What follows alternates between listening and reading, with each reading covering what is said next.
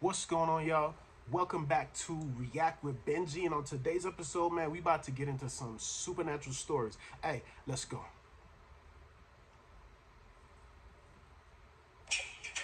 So this next story was sent in by somebody who would like to remain anonymous. So shout out to Anonymous for sending in your story. Shout out to Anonymous. And this is their experience.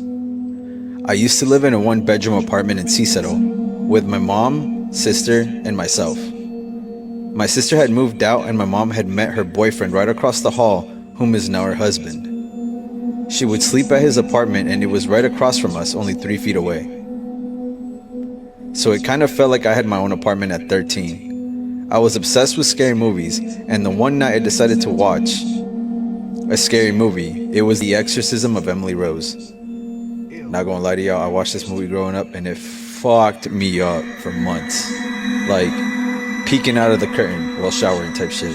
I was so obsessed with it that I would recite the demons' names. Oh my gosh. What I thought was harmless would transform into me almost getting possessed. My mom had gotten in a fight with her boyfriend, so she slept back in the apartment for a week with me. And one day, out of curiosity, I asked her if God was real.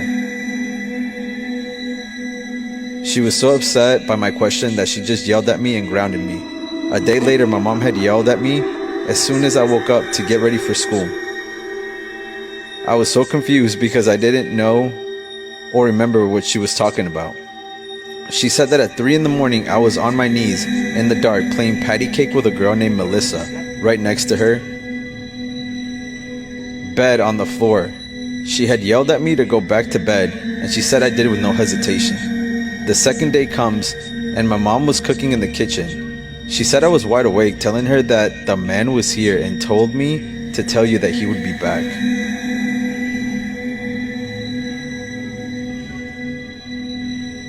My mom was so upset that she kept repeating, "What man?" And my only response was the same thing. My mom looked at me and noticed I had a blank stare and did not blink. She asked me if I was sleeping, and she said I did respond and said yes. She walked me back to bed and laid me down, and I fell asleep right away. So he The sleepwalked. third day, I had woken up to get ready for school, and I noticed a rosary around my neck. I had asked my mother, when did she put this on me? She said I put it on you because you were scaring me, and I said how? She said when we were sleeping, I was laying next to her with my eyes wide open, not blinking or talking. That's My mom crazy. then began to say that she would speak to me and not a word would come out of my mouth, that I just kept looking at her. Oh fuck no. She said she put the rosary over me and started praying, and as soon as she was done with the prayer, I closed my eyes. My mom does not like talking about it because it still scares her, and now I am 27 and only heard her talking about it 3 times my whole life. I mean, I don't blame her. It's fucking terrifying. Personally, I probably would have decked you right in the chin. Sorry. So this next story. Nah, man, that's crazy. So basically, it's some demons in the house pretending to be people that died, and the Bible says to be absent from the body is to be present with the Lord. Whatever that means for if you a Christian or if you are an unbeliever, wherever He sends you, that's your business. Know what I'm saying? But yeah, they need an exorcist. They need deliverance ministers and all of that in that house, because there's too many manifestations taking place in that house, to where these demons feel comfortable to just come through and talk to you and play patty cake with you. Nah, bro, that's crazy. Not at my house. We rebuke you. All right, let's go. Let's get to another video, man. They say if a demon comes into your home, it's because you invited them in there. In 2017, I had moved to Durham, North Carolina and got an apartment. Now, me personally, before I move my items into a new space, I clean it and I cleanse it. And after I do all that, I let it sit empty for a few days so that all the stagnant energy can just leave on. I see that dream catcher in the back. Sometimes people are into some spiritual things that are not of God, and they don't know because they don't know because they don't read the Bible. And if you read it, you would understand some things are detestable, some things are abomination, and some things are set aside for destruction. You understand? So this dream catcher, like, what makes you think like you putting something on a wall is gonna catch demons like flies? Absolutely not. That's not how the spiritual world works. Okay? Huh. On its own. But the first day I moved all my stuff in, my friends, they helped me move and all that stuff. I remember it was about 1 o'clock in the morning. My homegirl just left and I had to take out some trash. So I said, I'm gonna go ahead and take it out now so I don't have to do it in the morning. Where my apartment was at, I had to walk to the dumpster. And the neighborhood was very, very quiet, so I didn't mind doing that. So I goes to the dumpster, throw my stuff in there. When I turn around, there's this lady standing there looking at me like she about crazy. Of course, she scared me, so I yelled, "The fuck?" Just like that. And she's like, "Oh, I'm sorry, I didn't mean to scare you. Can I please use your phone?" And I said, "No, the fuck you cannot." Said it just like that. And then she was like, "Oh, I'm so sorry, but can I go inside your home and use your bathroom?" And I said, "Now, why would I do that?" And she was like, "Oh, I'm sorry. Well, I'm really hungry. Can I get something to eat out your home?" By this point, I'm hot as fish grease because I'm like, who the hell is this bitch? Why she keep asking me all these questions? So I said, "Girl, what the fuck do you want?" Just like that. So the lady get mad at me and she was like, "I'm trying to get in your house." Just like that. And I'm mad because I'm like, who the hell are you talking to, ho? No, you cannot get in my house. And I said it just like that. And then she gets quiet. Now with what I'm about to tell y'all, my spidey senses started screaming. Not tingling, bitch. They was screaming. So this lady, she was a white woman. She had blue eyes. Her blue eyes turned black. And then you see the whites in my eyes. The whites in her eyes then turned black too. I saw her whole eye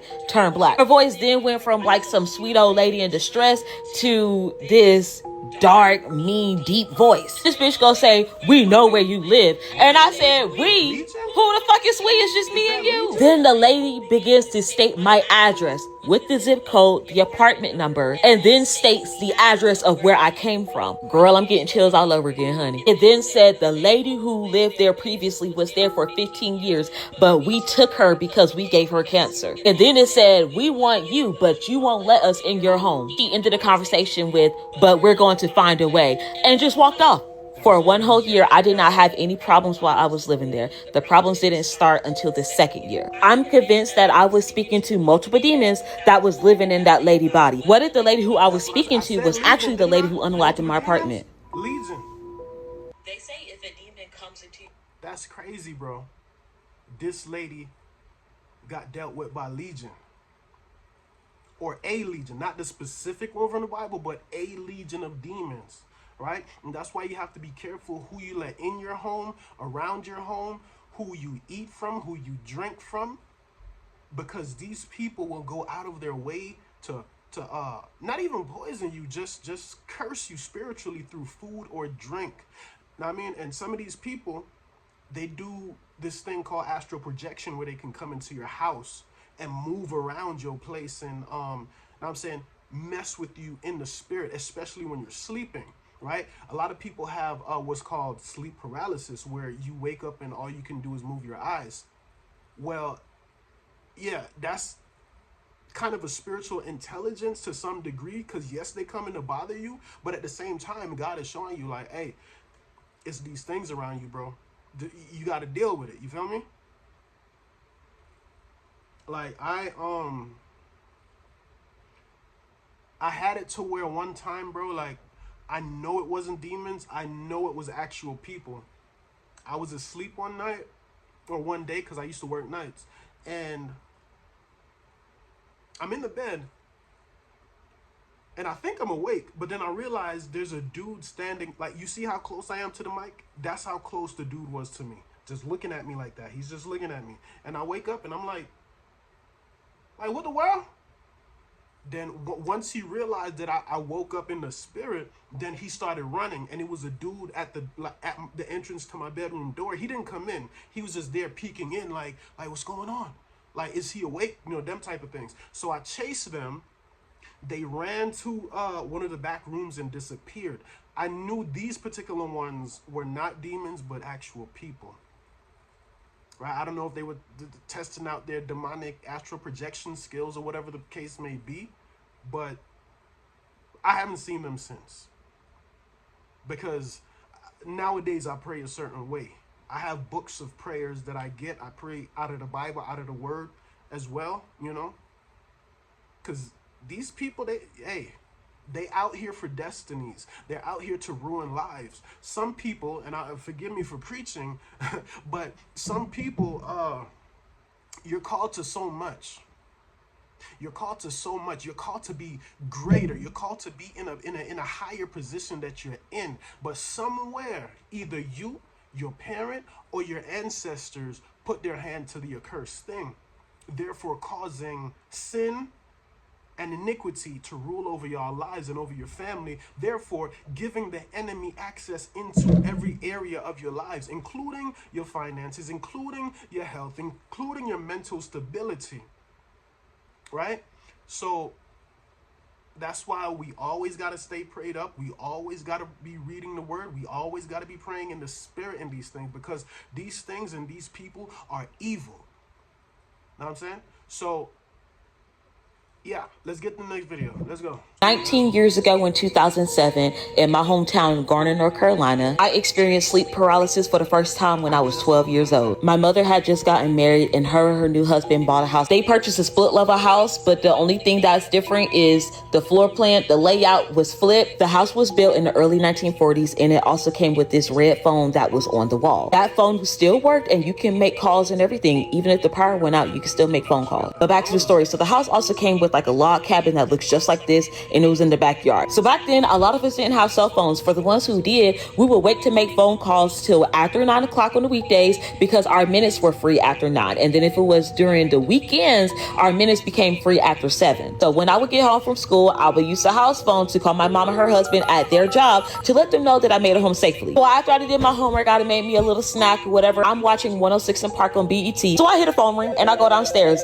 but it's not the regular house phone that's ringing. It's this phone that's ringing, and this phone was in the kitchen on the wall. I'm not thinking anything else. I'm thinking it's my mom or her husband, so I go to answer it. I say, hello? I don't hear nobody. Nobody answers. I say, hello again? Nobody answers, so I just hang it up and don't think nothing about it. I go back upstairs in my room to watch 106 Apart, because you know that's my show, right? Then the phone rings again. I go back downstairs, not thinking of it, answer the phone. Nobody answers, but this time I'm hearing footsteps on the phone. I says hello again. It sounds like the footsteps is getting louder. I'm starting to feel a little scared, so I quickly hang up the phone and I run upstairs. The phone rings again. I go downstairs, I pick up the phone, and I'm like, Mom, hello, can you hear me? I don't hear any footsteps on the phone, but what I do hear is footsteps coming up from the basement. I'm just sitting there on the phone, stuck, just like this. And when the steps finally stop, I hear a knock at that door. I'm scared, but I feel drawn to open the door because I'm hoping that it's my mom or her husband. I goes to open the door and there's nobody there. I then feel this really cold air go past me, and I immediately said in my head, what the hell did I just do? Phone don't ring for the rest of the night. My mom and her husband come home. So I go to sleep and I have the worst nightmare ever. This thing is chasing me and it finally catches me. And when it catches me, it looks me in my face and says, you should have never answered the phone. So I force myself to wake up. But when I'm awake, I cannot move. When my eyesight finally focused, this is what I see looking down at me. With sleep paralysis, you ain't really. I then began to have sleep paralysis almost every night until I was 18 years old. I haven't had sleep paralysis since I was 24 years old. I'm now 31. And at 27 years old, my mom told me that she sees spirits, have always seen spirits since she was a little girl. And she also saw this thing in the house. Since then, my mother no longer lives in that house, and she's even moved out of Garner, North Carolina. I don't even live in the state of North Carolina, but my mom and her ex-husband, they divorced, and he still lives in that house. And till this day, he has always had the worst health and bad luck. So, suggestion? Either he move out or he learn spiritual warfare and deal with what's been dealing with him. Because if you don't, it's just going to take you down, down, down, down, down until it destroys you completely. You understand? Like, bro, there's been times when I got like really serious about praying and fasting and whatnot, and the types of dreams, the types of things that I see in the spirit world, bro, when I pray and fast, which I got to get back to, I've been slipping, but it's crazy over there. It's more real than this world that we living in. You feel me? Because the things, let's say that people put in movies and cartoons and shows, these things are actual spirits that they have met in the spirit world. Some of them are occultists, right? Some of them are witches and Wiccans and, you know, into all that crazy stuff. Therefore, opening the door for these spirits to come into their lives. You feel me? So, stay close to God, folks. Stay close to God, because, listen, it's crazy out here, right? And before we get out of here, I just got a PSA for all my brothers and sisters in the body of Christ. There is a genocide that is taking place in Nigeria, Ethiopia. Yes, there is a genocide in Nigeria and Ethiopia that is taking place right now that a lot of the media is not even covering. You have Muslim jihadist terrorists that follow a demonic religion that's going around and killing anybody that is a Christian or associated with Christian. Now, there are, let me actually find it before I get out of here. 37-year-old Muslim man marries a 6-year-old girl in northern Nigeria. You see what's wrong, bro? Do y'all see what's wrong with that religion, bro? This is a 6-year-old girl. And Muhammad, that devil of a prophet, did the same thing. He's a false prophet, by the way. But he did the same thing.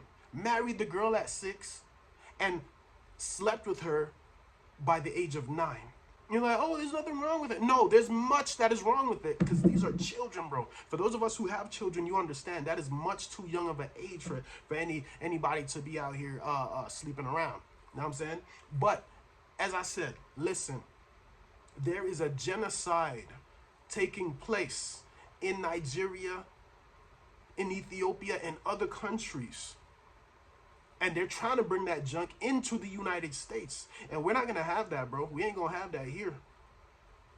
But there are organizations, which I'll post the links in the comments, to where if you feel it in your heart to do so, please donate. The brother said even $5 will go a long way in helping to bring relief to these people. You understand me? Like, I just pray God moves in a mighty way, like, you know what I'm saying, and just deals with this Islamic terror, these Islamic devils. And I'm not taking that back. They are devils. They're being used by the Prince of Devils himself. So anybody in Nigeria who's dealing with that, like, we're standing with you. Know what I'm saying? People, we out here doing what we got to do to send what we got to send, to get what we got to get, to deal with what we got to deal with. You understand me? But anyways, listen. If any one of y'all, bro, is out there, don't know Christ, want to know Christ, I would say just say, believe in your heart that Jesus is the Son of God. Believe that he died and rose again on the third day. Believe it in your heart. Confess it with your mouth. Know what I'm saying? And follow him, and you will be saved. You will be in the kingdom of God, right? You will be one of the chosen. Because many are chosen. It says many are called, but few are chosen. So let's become one of the chosen, because God is going to protect you. Anyways, like I always say, get out your flesh and get in the spirit, man. God bless. Peace.